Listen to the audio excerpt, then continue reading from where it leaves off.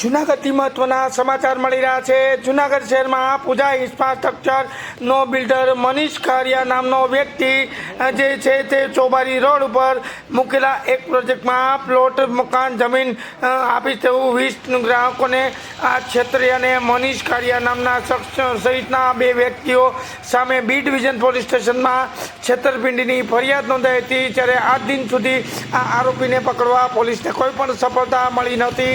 ત્યારે આજે ફરી પાછા તેના રહેવાસીઓને ગ્રાહકો લાલ ગુમ થયા હતા અને આ જૂનાગઢના મકાન અને પ્લોટ આપવાનું કહીને લોકો પાસે એડવાન્સ પૈસા પડાવીને છેતરપિંડી કરી પૂજા ઇન્ફ્રાસ્ટ્રક્ચર નામના બિલ્ડર મનીષ કારિયા નામના વ્યક્તિ એ 2.43 કરોડ લઈ અને ઓચિંતો રફુચક્કર થઈ ગયો હતો અને તેના ગ્રાહકો એ જૂનાગઢ બી ડિવિઝન પોલીસ સ્ટેશનમાં ફરિયાદ નોંધાવી હતી। ત્યારબાદ પણ આ આરોપીને પકડવામાં આજ દિન સુધી જૂનાગઢ બી ડિવિઝન પોલીસને સફળતા મળી નથી કે પોલીસે પકડ્યો નથી તે પણ એક સવાલ ઉઠવા પામતા હતા પણ કોઈ નક્કર કાર્યવાહી ન કરાતા આજરોજ આ બિલ્ડિંગ પ્લોટ જેના પૈસા લઈ ગયો છે તે ગ્રાહકો આજે જૂનાગઢના ડીવાયએસપી ઓફિસ ખાતે જઈને આ ગ્રાહકોએ પોતાનો રોષ વ્યક્ત કર્યો હતો અને મનીષ કારિયા પાસે અમારા પૈસા લઈ ગયો છે તેમને પરત અપાવવાને તારીખ 21 ના રોજ જૂનાગઢ કોર્ટમાં આગોતરા જામીન અરજી મનીષ કારિયા નામનો વ્યક્તિ કરવાનો છે। તેમને જામીન ન મળે અને તેમને જેલના સળિયા પાછળ ધકેલવામાં આવે એવી માંગ પણ ગ્રાહકોમાં કરવામાં આવી હતી ને ડીવાયએસપી કચેરી ખાતે લોકોએ એકઠા થઈને લાલ ગુમ થઈને દાદારી કરી ડીવાયએસપી સાહેબને રજૂઆત કરવામાં આવી હતી કે મનીષ કારિયા નામનો વ્યક્તિ 21 તારીખે જામીન અરજી કરવાનો છે અને પોલીસને અંગત ખાને પોલીસ તમને સપોર્ટ કરે છે તેવા સમાચારો સામે આવી રહ્યા છે। ત્યારે જૂનાગઢ ડીવાયએસપી ઓફિસ ખાતે લોકો એકઠા થઈ ફરિયાદ કરતા ડીવાયએસપીએ લોકોને આશ્વાસન આપ્યું કે તેઓના જામીન અમે નામંજૂર કરાવશું અને તેઓનું સોગંદનામુંના વિરોધ કરી અને તેઓને તાત્કાલિક કોર્ટમાંથી જામીન અરજી રદ થાય અને નીચલી અને લોકોએ કહ્યું ગ્રાહકોએ કે નીચલી કોર્ટથી લઈ અને હાઈકોર્ટ અને સુપ્રીમ કોર્ટ સુધી આની જામીન અરજી ના મંજૂર કરાવવી પડશે તો અમે સુપ્રીમ કોર્ટ લગી પણ લડી લેવા તૈયાર છીએ। આને જેલમાં ધકેલોને અમને લોકોને પૈસા પરત અપાવવાની માંગ કરી હતી। પૂજા ઇન્ફ્રાસ્ટ્રક્ચરના બિલ્ડર મનીષ કારિયા માટે બી ડિવિઝન પોલીસમાં જે ફરિયાદ નોંધાણી હતી છેતરપિંડીની ત્યારે બી ડિવિઝનમાં લોકો શું કાર્યવાહી થઈ છે તે પૂછવા જતાં પોલીસ સ્ટેશનના પીએસઆઈએ તેવું કહ્યું કે મનીષ પાસે પૈસા નથી, તેઓ પાસે પૈસા આવશે ત્યારે દેશે, ત્યાં સુધી કોઈને પૈસા નહીં દે તેવું બી ડિવિઝનના પીએસઆઈએ કહ્યું હતું ને બી ડિવિઝન પોલીસ સ્ટેશનના પીએસઆઈ તેઓને ખુલ્લો સપોર્ટ કરતા હોય તેવું પણ લોકો દ્વારા જણાવવામાં આવ્યું હતું કે પોલીસ તેઓની ફરિયાદ નોંધીને ગુનેગાર તરીકે તેઓને રાખવા માંગે છે કે તેઓને પોતાના દીકરા તરીકે રાખવા માંગે છે તે પણ એક સવાલ ઉઠવા પામ્યો છે।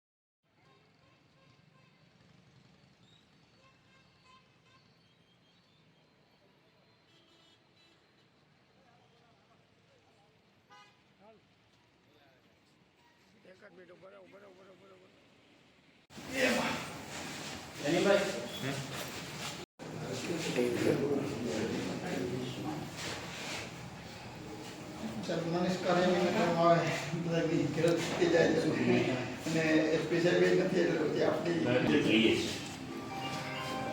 કંઈક થોડુંક સંતોના મળે એવું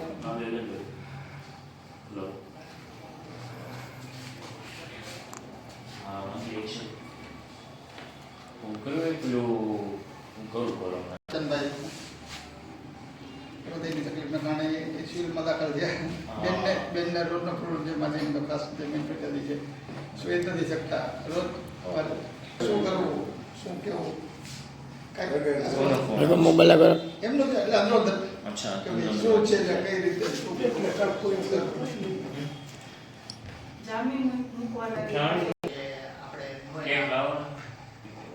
નો મંજૂર થાય એટલા માટે બધા કઈ ગ્રુપ ને જોતા હતા બોલાય બાકી છે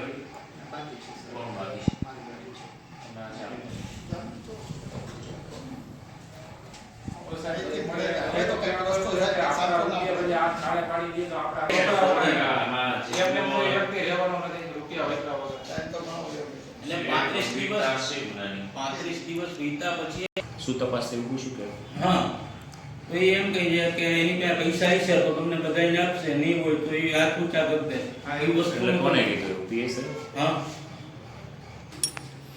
અમને શું તપાસ કરીને આ લોકોનું પૂરું થાય પછી કહો મારું નામ મિતેશભાઈ ગોહિલ. હિતેશભાઈ શું છે આખો મામલો, કઈ રીતની વાત?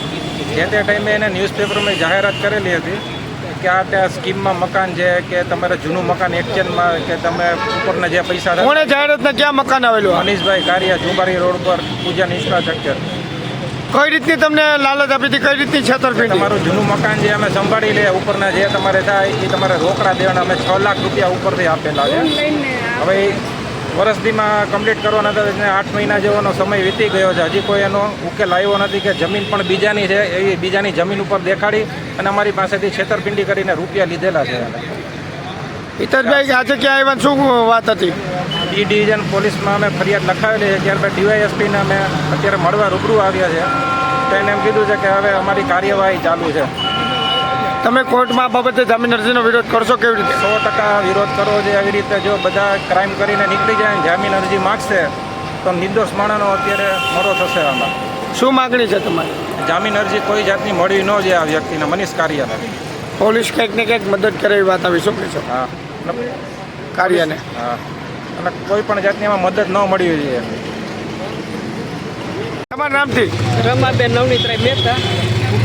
હું જીબીમાં નોકરી કરતી હતી, નિવૃત્ત થઈ એટલે મારી જીવન મૂડી આખી એને આપી દીધી. બરોબર? કોને આપી દીધી ને કોણ નામ છે? મનીષ કારિયા. હા, કઈ રીતે છેતરપિંડી લાલચ આપી છે? અમને કીધું કે તમને અમે 6 મહિનાની અંદર મકાન બનાવી આપશું. હા, કેટલા પૈસા લઈ ગયો? 35 લાખ. હા, મારી 35 લાખ. તમારો તો અન્ય બીજા એના કેટલા છે? ઘણા 20 છે, કોઈના 25 છે, એમ એને ઈચ્છા પડીને એમ લીધા છે. કોઈ 6 લાખ લીધા છે. મારી તમે એક વૃદ્ધ વ્યક્તિ છો તો તમે શું કહેશો આ બાબતે? મારે બસ આને જામીન ન મળે, અમને જેમ અન્યાય થયો ને એનો ન્યાય મળવો જોઈએ અમને, અને આને જામીન અરજી ન મળવી જોઈએ. અમે કોર્ટમાં પણ લડવા તૈયાર છીએ. મારી એક તમે પેન્શન ઉતરેલા વ્યક્તિ જો તમે મોટી ઉંમરના તો તમને હેરાન કરે? અમારા જીબીમાં છે જ નહીં. તમને કઈ રીતે હેરાન કરે છે આ વ્યક્તિ? કઈ રીતે પૈસા લઈ ગયો, લાલચ કઈ રીતે આપી હતી? કે અમે તમને સપનાનું ઘર બનાવી દેશું અને એક પ્લોટમાં 4 થી 5 જણાનું નામ બતાવે છે. દસ્તાવેજ કરી ગયો છે. પોલીસ સ્ટેશન ફરિયાદ કર્યા બાદ તમને શું કહેવામાં આવ્યું હતું? એમ કીધું કે અમે તપાસગોરી કરીએ છીએ. બી ડિવિઝનમાં ગયા ત્યાંથી અહીંયા અત્યારે હવે ડીવાયસ તો કે અમે પ્રયત્ન પૂરો કરીએ છીએ, તપાસ કરીએ છીએ. કંઈક પીએસઆઈ તમને એવું કીધું કે ભાઈ આવશે ત્યારે પૈસા દે, શું કહેવો? એ કેસ બાપા આગળ ગમે એ રીતના હાથમાં આવે પછી આપણને ખ્યાલ આવે કે આમાં કેમ રસ્તો કરવો. એમ હાલમાં એને આગોતરા જામીન મૂકવા પ્રયત્ન કરે છે. અમારે એ જામીન ન થાય ને અમારો હાલમાં એ પ્રયત્ન છે. જામીન ન થવા જોઈએ, અમને બધા ન્યાય મળે જેની જે અન્યાય થયો છે. અને બેન કઈ રીતના મકાન હતા એના? મકાન એને જમીન બતાવેલી હતી ને એને મૂનલાઇટ કરીને અહીંયા પ્રોજેક્ટ ઊભો થશે ને અહીંયા આ રીતના મકાન બનશે એ એને વાત કરેલી હતી. અને અમારું જે જૂનું મકાન હતું ને એ અમે વેચીને એમાં પૈસા આપેલા. હાલમાં અમે ભાડે રહીએ. કેટલા પૈસા દીધા હતા? 35 લાખ દીધેલા છે. તમે ક્યાં રહ્યો હાલ? હાલમાં અમે આલ્ફા ઇન્ટરનેશનલ સ્કૂલ પાસે રેન્ટ ઉપર છીએ. બેન કેજે ભાઈ હા હું ગીતા મેથિયા છું. અમે પણ એક ડુપ્લેક્સ લખાયું હતું મનીષ કારડિયા પાસે. એને પણ અમારા 11 લાખ લઈને ભાગી ગયો છે. અમે એક નથી એવા એટલા 25-30 જણા છે. અમે એના પર કેસ કર્યો છે અને એના કાંઈ નિર્ણય ન થાય હોય એટલે અમે ડીએસ પાસે આવ્યા છીએ. એટલે ડીએસપી સાહેબે કીધું કે અમારી તપાસ અમે કરીએ જ છીએ. બેન કઈ રીતે છેતરપિંડી કરી છે, કેવી રીતે વાત છે? અમને મહિનો દિવસ થઈ ગયો આજે એનું છેતરપિંડી કરી દે મહિનો દિવસ. તો અમે 11 લાખ ભર્યા છે. અમને એક કોકે 11 લાખ ભર્યા, કોકે 25 લાખ ભર્યા, કોકે 35 લાખ ભર્યા. એક બ્લોક બધીને 5-5 જણાને દસ્તાવેજ કરાવ્યા છે. એ રીતના એ કરીને 2.5 કરોડ લઈને ભાગ્યો છે. ને અમે એ આશા કરીને આવ્યા છે કે ડીએસ પાસે કે અમારા પૈસા જલ્દી પકડે ને અમારા પૈસા બધીને અમને આપે. બસ અમારી બધી અપેક્ષા. કોર્ટમાં જામીન અરજીનો વિરોધ કરશો? હા, કોર્ટમાં કઈ રીતે વિરોધ કરશો? એની જામીન ના થવી જોઈએ. અમને ન્યાય મળવો છે બસ. ગોહેલ સેજે લીતેશભાઈ, અમે ચોબારી રોડ ઉપર અમે એચએન ચોકરમાં મકાન રાખ્યું હતું અને 6 લાખ રૂપિયા ભર્યા છે. એ ભાગી છૂટ્યો છે બધાના પૈસા લઈને. કોણ ભાગી ગયો છે? મનીષ કારિયા. કઈ રીતે છેતરપિંડી કરી? બધાના પૈસા ઉઘરાવીને એને કીધું કે વર્ષ દિવસ પછી તમારું મકાન રેડી કરી આપશું, અમે દિવાળી પછી દસ્તાવેજ કરી દેશું. તો અમે ફોન કર્યો તો ફોન ઉપાડતો નહોતો એટલે ભાગી છૂટ્યો છે. તમને કેવી રીતે ખબર પડી આ ભાગી ગયો છે? તમને કઈ રીતે? અમને તારીખ આપી હતી કે આ તારીખે દસ્તાવેજ કરશું આપણે. પછી તારીખે અમે ફોન કર્યો ને 2 દિવસ તો એને ફોન ઉપાડ્યો નહીં. તો એની ઓફિસ હતી ત્યાં અમે ચેક કરવા ગયા, ત્યાં કોઈ નહોતું, ત્યાં બંધ હતું. પછી અમે ડિવિઝન ઓફિસે આવ્યા, સરને કેસ કરીને અમે કીધું કે અમારા પૈસા પાછા મળી જાય ને એને પકડી પાડો અને એની ઉપર જામીન ન થવો જોઈએ. તમે પોલીસમાં ફરિયાદ કરી હતી પૈસા લઈ ગયા ભાઈ બી ડિવિઝનમાં? હા. ત્યારબાદ આજે અહીંયા કયા સાહેબની કચેરી આવ્યા તમે? ડીવાયએસપી સાહેબની કચેરી. શું કીધું સાહેબે? સાહેબે કીધું કે અમારી તપાસ ચાલુ જ છે. જામીન ન મળે માટેના તમારા કેવા પ્રયત્નો છે? કોર્ટમાં વિરોધ કરશો? હા, કોર્ટમાં વિરોધ કરશું. જામીન ન મળવી જોઈએ. અમે બધા સાથે જ છીએ 20-25 જણા. કોર્ટમાં કઈ રીતે વિરોધ કરશો એનો? જામીન ન મળે એ રીતે. જનકરાય રેવાશંકર જાની રેડાટ છે નેહરુ પાર્કની બાજુમાં. શું બનાવ આખો છે? બનાવ છે છેતરપિંડીનો. વિશ્વાસમાં લઈ અને 35 દિવસ ત્યાં જે એ ભાઈ ફરાર થઈ ગયો છે. કોણ? મનીષ કારિયા. કેટલા પૈસા લઈને ફરાર થયો? અમારા 22 લાખ છે, કોકના 35 લાખ છે, કોકના 28 લાખ છે. આવી એના માટે એને જુદી જુદી ઘણી બધી સ્કીમો બહાર પાડી છે. એક ડીજી લોકર નામની સ્કીમ બહાર પાડી છે, જેમાં તમારે પૈસા રોકવાના, અમે તમને દર મહિને વ્યાજ આપશું અથવા તો 3% લેખે વાર્ષિક આપશું. હા, અત્યારે શું કર્યું? ક્યાં આવ્યા છો? અત્યારે અમે ડીવાયએસપી કચેરી આવ્યા છીએ અને સાહેબને મળ્યા. સાહેબની આ ચર્ચા કરી. એમણે કીધું કે જે બનતી દ્વારા અમે એમને પકડવાનો પ્રયાસ કરીએ જ છીએ, પણ 35 દિવસ થયા હજી અમને કોઈ રિઝલ્ટ મળ્યું નથી. અને હવે એ આગોતરા જામીનનો પ્રયત્ન કરી રહ્યા છે.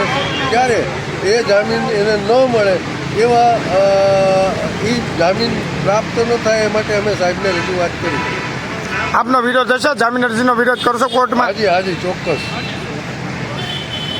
હાજીભાઈ. મારું નામ લલિત ત્રિવેદી, મધુરમ જુનાગઢમાં રહું છું. નિવૃત્ત સરકારી નોકરીથી થયેલો છું. મનીષ કારિયા ઉદન ઇન્ફ્રાસ્ટ્રક્ચરના નામે દાદરા રોડ ઉપર ઓફિસ ખોલી છેલ્લા 10-15 વર્ષથી લાલચ આપી વિશ્વાસમાં લઈને એમના દાદા જે પોલીસ ખાતામાં નોકરી કરતા હતા, એમના ફાધર પણ સીએની કંપની હોય, એમના નામે પોતે પ્રતિષ્ઠિત હોય ને વર્ષોથી આ દિશામાં આ રોડ ઉપર આ રીતે 0% લોનથી એડવાન્સ બુકિંગ કરી એડવાન્સ પૈસા કોઈ પાસેથી 5 લાખ, કોઈ પાસેથી 10 લાખ, 15 લાખ, 20 લાખ સામે મકાનની લે દેતી કરીને એ રીતે વિશ્વાસમાં લઈ 6 મહિના પછી તમારા નામનો જમીનનો કે દસ્તાવેજ કરી ત્યાર પછી તમને 0% વ્યાજથી લોન આપી અને 1.5-2 વર્ષનું બાંધકામનો કોન્ટ્રાક્ટ કરી આપીને મકાન તૈયાર કરીને પછી આપશે, કિંમત નક્કી કરે અને એની જે રકમ છે એ બેંક મારફતે અમે બધાએ મારી સાથે લગભગ 20-25 જણાએ આ રીતે વિશ્વાસમાં આવીને રકમ ભરેલી છે બેંક મારફતે અને એટલા મહિના દિવસથી એ એમના વિરુદ્ધ ફરિયાદ બી ડિવિઝનમાં કર્યા બાદ એ નાસ્તો ફરે છે. નાસ્તો કારણ કે બધા મધ્યમ માણસો છે, બધી મળી જે છે બધાની બહુ કિંમતી છે. ઘણા વૃદ્ધ માણસો છે જે શારીરિક પણ રીતે માનસિક રીતે ઊંઘી નથી શકતા, બહુ ગંભીર પરિસ્થિતિ છે. એટલે 11 લાખ, મારા પોતાના પણ 11 લાખ. આજે કોને મળ્યા તો ડીવાયએસપી ગાંધલિયા સાહેબ તપાસ અંગે થોડી જાણકારી આપી, એમના પ્રયાસો ચાલુ છે. કરિયાણા એડવાન્સ બુકિંગના નામે પૈસા લઈ અને 6 મહિના પછી દસ્તાવેજ કરવાની વાત હતી. દસ્તાવેજ કર્યા વિના તો નીકળી ગયા. દસ્તાવેજને એક જામીન અરજી મૂકી છે, શું કહો? જામીન અરજીનો વિરોધ કરશો? બિલકુલ બિલકુલ આ જામીન અરજી ન મળવી જોઈએ, લોકોમાં ન મળવા જોઈએ. જામીન અરજી મળવી જ ન જોઈએ. તો બધા એ રીતે જામીન અરજી લઈ ક્રાઇમ જ કરશે.